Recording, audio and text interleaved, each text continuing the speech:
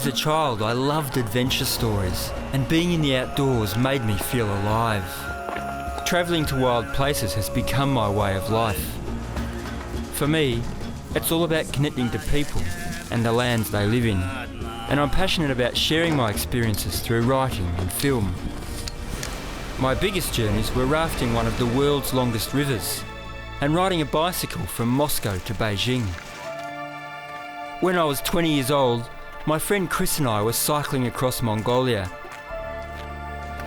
While struggling through the Gobi Desert one day, these amazing wild horsemen came galloping from over the horizon. They headed off to places that our bikes could never have gone. These people had a world without boundaries. From here in Mongolia stretched the great Eurasian steppe to Hungary, and their ancestors were once warriors who crossed this vast space. It inspired in me a dream to live the life of a nomad and ride a horse from Mongolia to the Danube. I never imagined what lay before me. Long nights alone menaced by wolves and thieves, impossible mountain passes, and the most extreme climate on Earth. I'd even be caught in a war between sedentary and nomad people and face a personal tragedy that almost ended my journey. But I was driven on by an old nomad wisdom. To understand the wolf, you must put on the skin of a wolf and see through its eyes.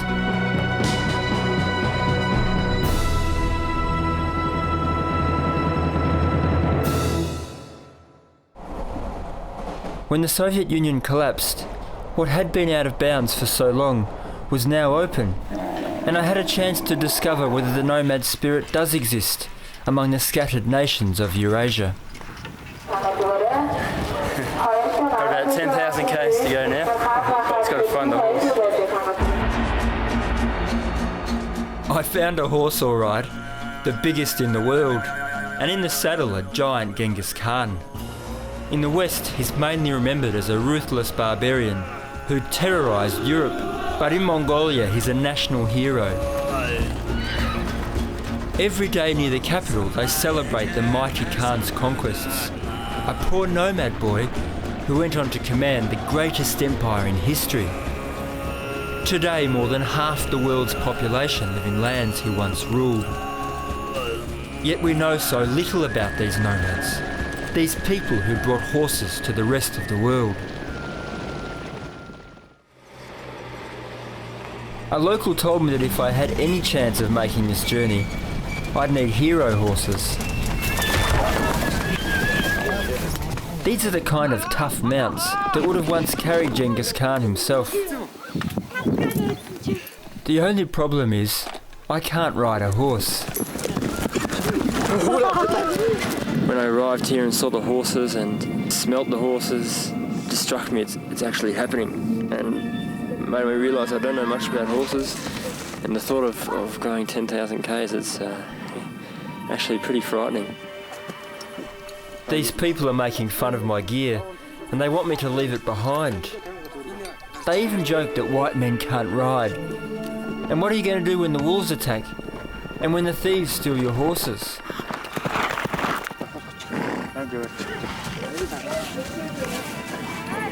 Eventually I was offered my first horse, and this is how they proved to me that it's a nomkhon, which means calm. And this guy's still pretty quiet. To start with, I bought 2 horses, one for riding and one for my equipment. I'm planning to trade these for others as I go. It's weight that kills horses, not distance. So I've got 2 pairs of trousers, a couple of shirts, and 2 pairs of underwear that can easily become 4 by turning them inside out. The first question that everyone asks me is, are you carrying a gun? And no, I'm not. I guess I just trust in the better side of human nature. Here I am, finally setting off on my 10,000 kilometre journey. But the locals don't think I'll make it more than a few days. I've allowed 4 months in Mongolia to travel 1,500 kilometres to the Altai Mountains on the border of Kazakhstan, before the winter turns the steppe into an Arctic wasteland.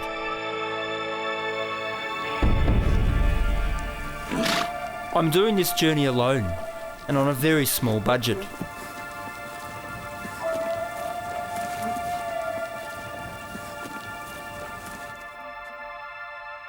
I want to write a book, make a film, and really get into the skin of these people. I planned the journey to take 18 months to Hungary, but it was a huge underestimation of the struggle ahead. You could plan for a trip like this all your life and never be ready. Even though we live in the 21st century, and I've got this satellite phone, a video camera and my laptop, it's not going to save me. I'm hoping to put myself through the same conditions that nomads experience.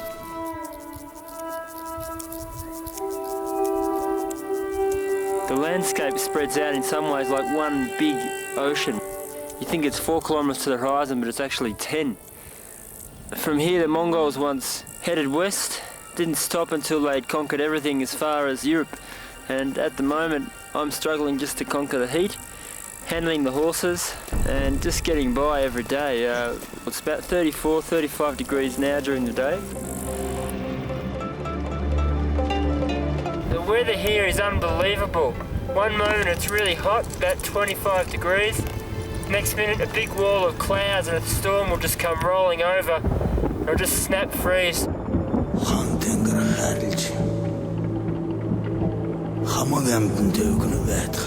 Your eyes become very well trained at finding good grass, finding water, and anything on the horizon that even looks remotely unnatural, you tend to pick it up very, very quickly.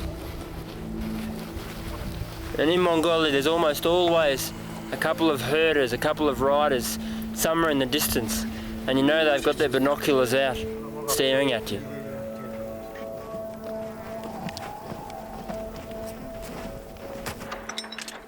I've got to learn how to hobble the horses and stake them out. Out here there are no fences. It's one of my greatest fears that they'll bolt off with everything and leave me stranded, alone.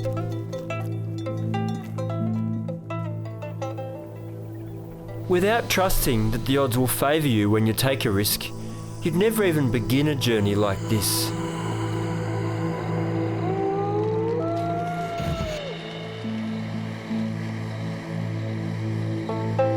This is the first journey I've done alone, and the scariest time is at night. The dangers they've warned me about all seem so much more real.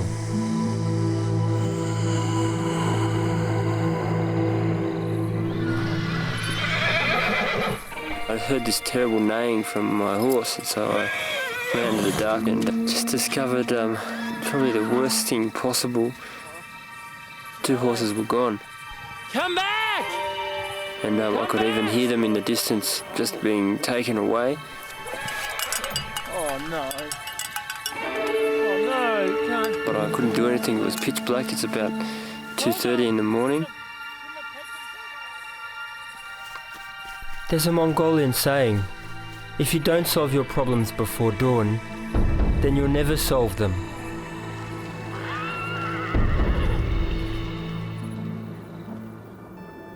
The following morning I was more than lucky to find my horses among a herd.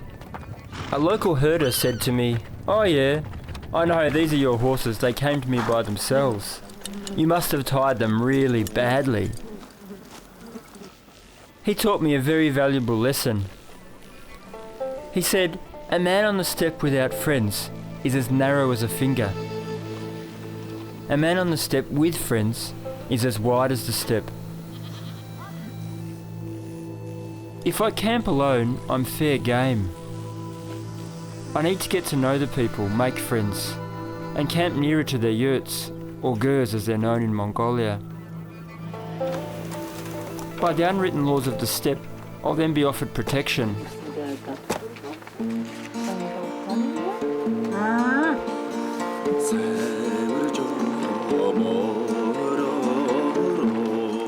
These people are really trusting me without any hesitation.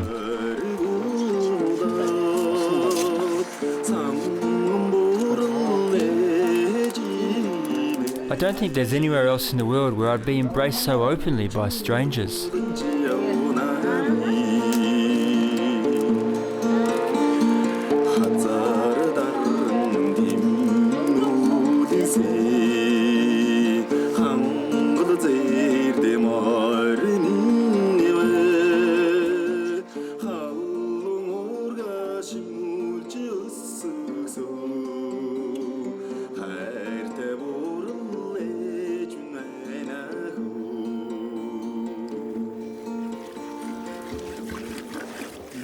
It's always busy here.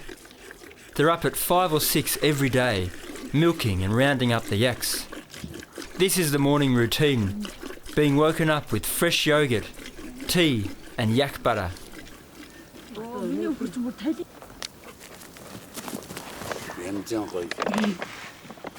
Nomads really appreciate my horse tack, so it's my saddles, ropes and reins I've got to keep an eye on. My other equipment, like my video camera and satellite phone, they're not so interested in. I've got to be careful with this little fella or I'll lose everything. I don't speak much Mongolian, but out here everyone understands the language of the horse. People immediately know what my needs are. The wealth and pride of a nomad is still measured by the size of his herd. For nomads, the horse has always been at the core of life. Horses were first tamed and ridden on the steppe more than 5,000 years ago, and they've been hunted for much longer. In summer, fermented mare's milk called ayrg is a staple. Slightly alcoholic, it was one of Genghis Khan's loves. Horse manure is used for heating and cooking, and it's hung from the ceiling to keep evil spirits away. Even the ropes that tie together the gers are made from horsehair. And so are the strings of the horsehead fiddle, called the morin khor. It was nomads who introduced bowed string instruments to the rest of the world.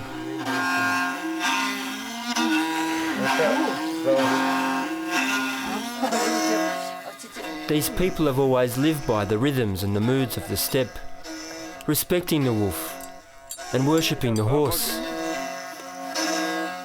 In the past, nomads were even buried with their horses.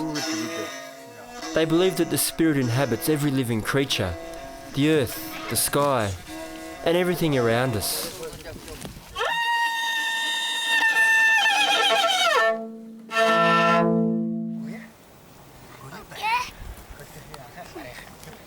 These people can hardly believe that I'm living on $10 a day and that no one's paying me to do this journey. They're sure I have a backup crew somewhere, or maybe I'm a spy. It's very hard for them to believe that I'm genuinely interested in their lives. When they understand that, they take me into their families and their homes as one of their own. This family's just slaughtered a goat. They've hung the meat out to dry for winter. Mongol restaurant. I wasn't a big meat eater before this journey, and this is no place for vegetarians. This is a bit of stomach, I think. This is a... There's no shops out here, and Mongolians hardly ever eat vegetables. One of the keys to my journey is carrying dried mutton called borts. A kilo of this can last me a couple of weeks. And it's the same stuff that Mongols had during Genghis Khan's time, and that's how they were able to go so lightweight and yet still have enough food to survive. I look forward to eating it. They used to say that with borts, Mongolian warriors could carry a whole sheep in their pocket. I've come to realise a troubling dilemma. I can camp near a nomad ger and let my horses go hungry, or find pasture in the wilderness and spend the whole night worrying about wolves and thieves. I've started to get up 3 or 4 times every night to check the horses.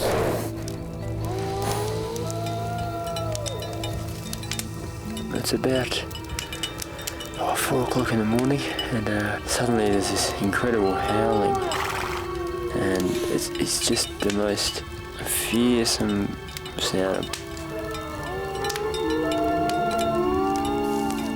Puts a real blood-curdling feeling in your stomach.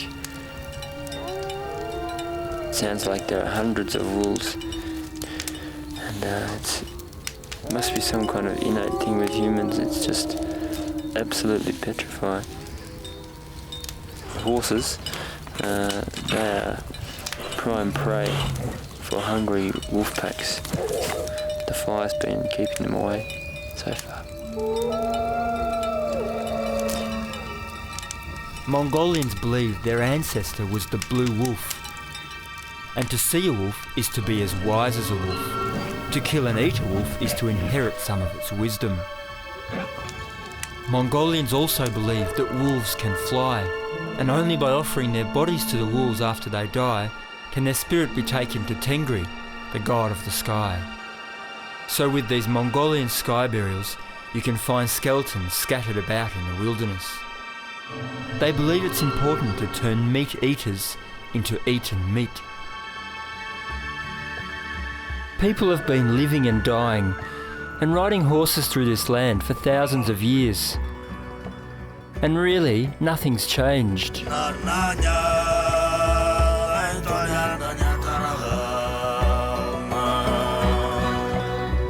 The Mongolians believe that they are born from the earth and their spirit returns to inhabit the world around them.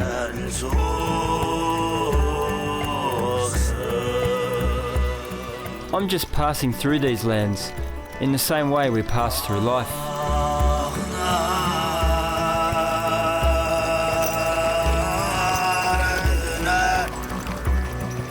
The horses are becoming my bridge to the land.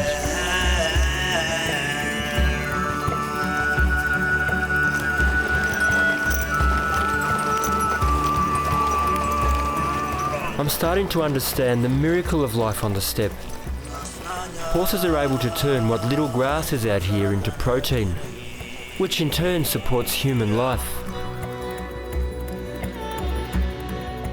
Wherever they could find grass, the Mongols could travel. With 3 horses for every mounted soldier, the Mongols created the largest land empire in history. They invented the Pony Express. Messengers could gallop from Mongolia to Hungary in 2 weeks. But I've just got 2 horses, a bowl of semolina for breakfast, and I'll be lucky to make 30 kilometres before sunset. It's 40 days since I set off, and I've travelled 1,000 kilometres into Mongolia's remote northwest. Just come along the edge of the most northern desert in the world. It's just over there, sand dunes as far as the eye can see.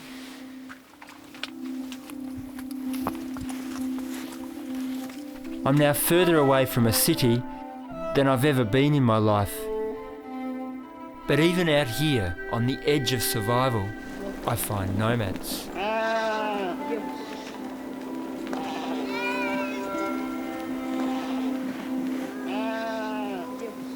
For these people, what we call wilderness is their home. It's a really raw life. A bad winter could wipe out their herd.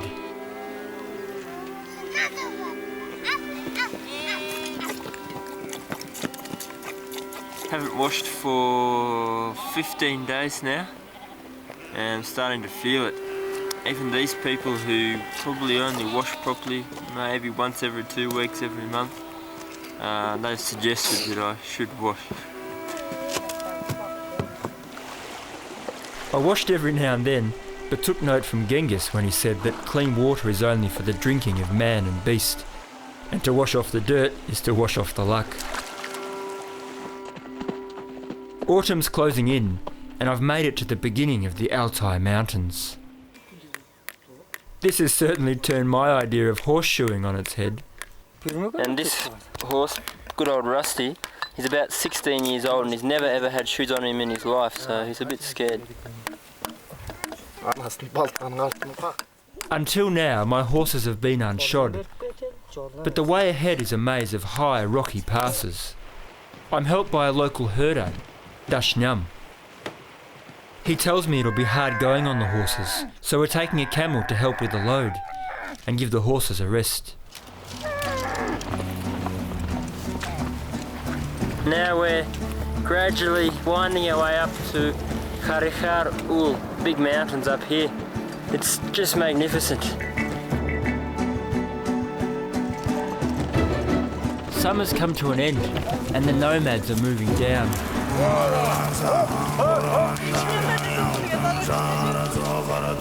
The most important things for nomads is pasture and water. And that's the main reason why nomads have to move. There's not enough pasture all year round to stay in one spot. Each camel can take up to 300 kilograms, kids included. They're moving because the season's turned and it's already freezing up there. The Altai Mountains are a crucible of ancient nomad civilization. I've always dreamed of coming here. Oh my God! And this is, I've got to say, 10 million times better than being stuck in an office. Oh, I just never expected this view.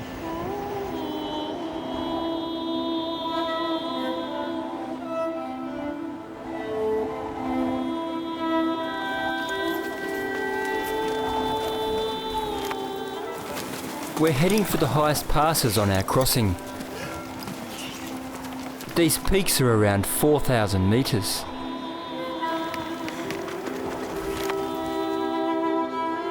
But even out here, we haven't gone unnoticed. And some hunters have found their way into my tent. They've just come in out of the cold. They've got a whole stack of fresh marmot that they've just shot. And it's nice for Dashnyam for a bit of company. And of course they're a bit surprised to discover there's an Australian here. And they've been living in this cave for about 6 days. You just get the sense that these guys are just incredibly hardened. They've got nothing except their coats. And here they are living off the marmot that they're catching. I wonder whether it was much different 1,000 years ago. I have not eaten the meat yet because it's got a reputation in Mongolia for carrying the Black Death. And sorry that if my words sound a bit slurred, but they've been giving me a lot of Mongol vodka made from yak yogurt. This is about as far as you can get, I think, from living in a city like back home in Australia.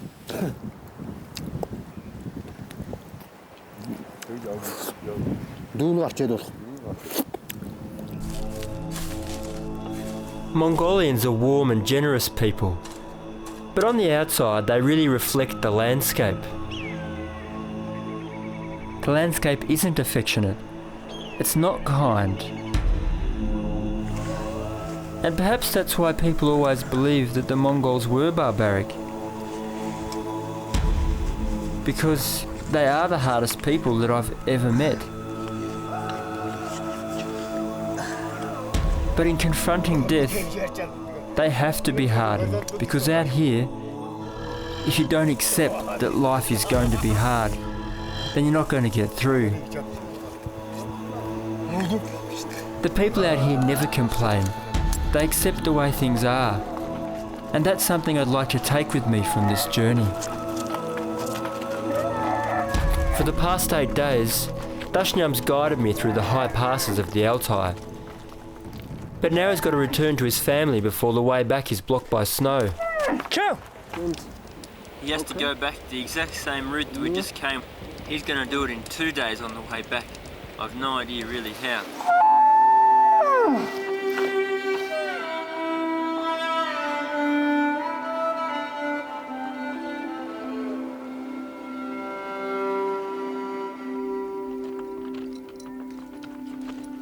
I'm now more alone than ever.